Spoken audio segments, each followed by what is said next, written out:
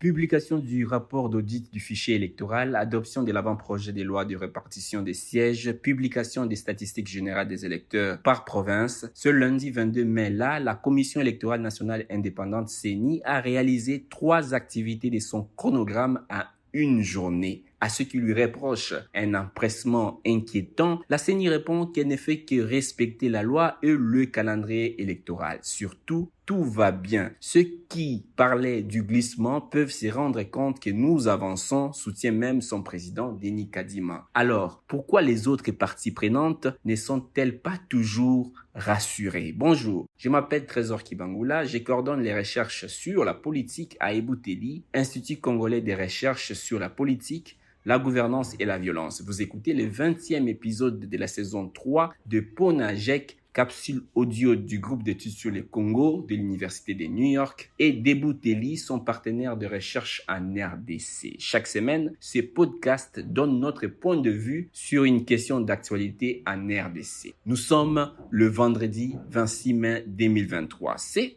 processus électoral ne ressemble-t-il pas à l'histoire de cet homme qui tombe d'un immeuble de 50 étages? Au fur et à mesure de sa chute, il se répète sans cesse pour se rassurer. Jusqu'ici, tout va bien. Jusqu'ici, tout va bien. Jusqu'ici, tout va bien. Mais l'important, c'est pas la chute. C'est l'atterrissage, rappelle-t-on dans les films La haine. Il y a eu l'épisode de la composition controversée de la CENI, puis celui de la nomination décriée des juges constitutionnels, la réforme électorale dénaturée, la polémique sur la répartition des centres d'inscription, sur l'opération d'enrôlement ou encore sur l'audit du fichier électoral. La liste des couacs n'est pas exhaustive. Et hier, l'opposition a appelé à un sit-in devant le siège de la CENI pour dénoncer un processus électoral qu'elle qualifie de chaotique. Nous n'accepterons pas une nouvelle fraude électorale, a prévenu Martin Fayulu ce jour-là, aux côtés des 3 autres leaders de l'opposition, Moïse Katumbi, Matata Ponyo et Délice Sanga, empêchés par la police d'atteindre le bureau de la commission électorale sur le boulevard du 30 juin à Kinshasa. L'opposition n'est pas la seule à tirer la sonnette d'alarme. L'Église catholique, à travers la conférence épiscopale nationale du Congo, SENCO, et l'Église du Christ au Congo, ECC, 2 principales confessions religieuses du pays, disent avoir déployé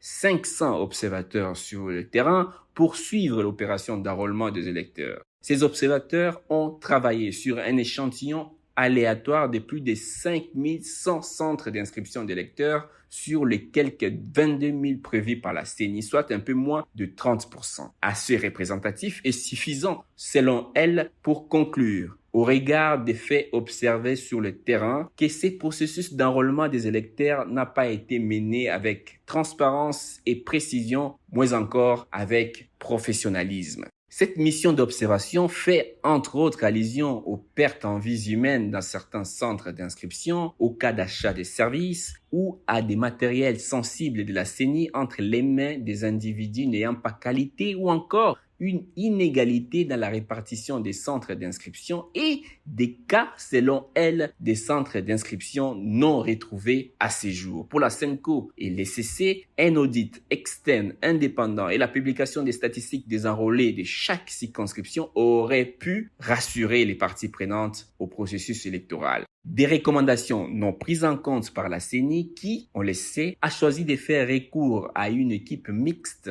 d'experts électoraux à l'issue d'un processus de sélection décrié par l'opposition et par une partie de la société civile. Les statistiques générales des enrôlés n'ont pas non plus été publiées circonscription par circonscription. Nous nous en tenons à ce que disent nos textes légaux, m'a confié un responsable de la commission électorale pour se justifier. Il faut dire que la loi sur l'identification et l'enrôlement des électeurs ne fait pas de la publication des enrôlés circonscription par circonscription une obligation. Mais les faits auraient pu être considérés comme un geste de transparence. En fait, depuis le début de ce nouveau cycle électoral en RDC, chaque partie prenante suit sa ligne. Aucune intersection en vue, avec le risque que le déficit de confiance dans les processus électoraux continue à s'accroître si l'on refuse de se regarder en face et de se poser les bonnes questions, notamment celles des garde-fous encore possibles ou pas susceptibles de préserver la qualité des élections